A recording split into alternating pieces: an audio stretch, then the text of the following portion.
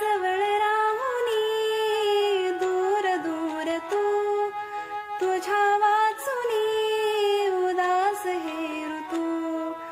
कळेल केव्हा तुला ही व्यथा